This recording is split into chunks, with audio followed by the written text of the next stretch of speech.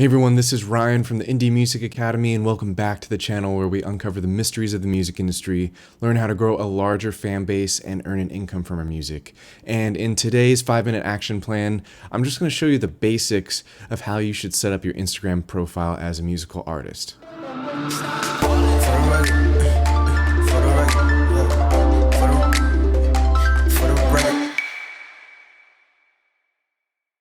Now, if you're running a release or a campaign, you're going to do things a little differently, but this is just for the every single day best practices of how to set yourself up so that fans can find you and you can start them on your fan journey so that they can get to know you better using social media. If you followed any of my content, you know already that I'm not a big fan of social media being the main strategy. You know that I have other ideas about what artists should be doing first, but I think social media is a great support system around your music, and a lot of fans are going to want to check in on you and they will act on social media. So we're in the desktop version of Instagram right now, and obviously Instagram has its full functionality in the app, but it would have just been a pain in the butt for me to screen record my phone for this whole video. Plus I want to talk to you guys in the camera. So I'm going to show you a really cool trick to get the mobile version of Instagram inside your desktop browser. And what you have to do is, if you're on a Mac, hold down Command Option and then you're going to switch into the mobile version. But if you'll notice, you have the mobile pointer instead of the mouse, but you don't actually have the toolbar down here. So all you have to do is refresh the page, and then now you are in the mobile version of the app, and you can see all the buttons and you can click it. You can even upload a photo from right here if you want. So I have Instagram already open over here, and what I'm going to do is I'm going to click on my profile image to go here, and I just want to talk about what needs to be on your profile as an artist. As of the filming of this video, I only have 2 songs out right now. One of them's called Home and the other one's called Taking Over Me. And so something that I want to show is that out of all my content, I just posted 1 photo about my release, and that's it. And same thing for my song Home. I just posted 1 photo. I didn't post photo after photo after photo announcing the release over and over again. And the reason is that it's not really what people want to see in the first place. People want to see behind the scenes of your life. So there's me at a coffee shop there. This is just a really long form post, just going into the background of my history as a musician and why I decided to do music, and to give people a little insight on what's going on in my mind. So here I just wanted to highlight the balance between the 2 types of posts. But like I said in an earlier video, the best place to promote is actually in the Instagram stories. And I did a ton of Instagram stories for my release of Home.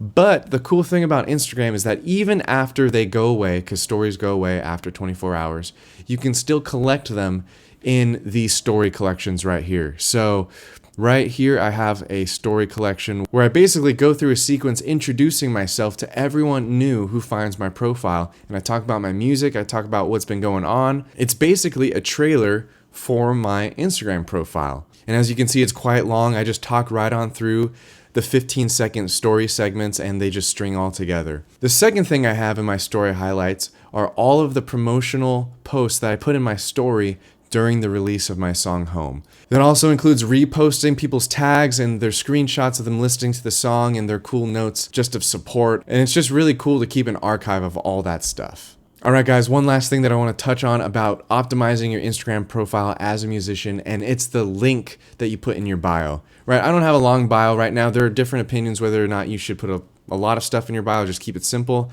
I have it simple right now because I think the most important thing is just making sure you have a strategy about that link that you put in your Instagram bio. Let me explain that a little bit. So on my website, I have a page that mimics a Linktree page. And if you don't know what a Linktree page is, Linktree is a company, and you can just Google them. But basically, they have landing pages with all of your streaming links in one place, so that if you post about a new song and someone who clicks that link maybe doesn't have Apple Music, but they do have Spotify, all of the links will be an available option for them. So I recreated that same functionality on my website because, I mean, I have the coding knowledge, and why pay more when I'm already paying for a website? So I created one of these pages. It's quite simple, but that's what I have in my Instagram bio, because if I'm promoting, I don't know what streaming platforms people subscribe to. I don't know if you're a Spotify user or an Apple Music user or Amazon, and then I put YouTube just as a catch-all, because if you are something other than those three, I still want there to be a link so that you can listen to my music. So I'm going to talk more about this Linktree landing page in another video in this series when I talk about optimizing your artist website.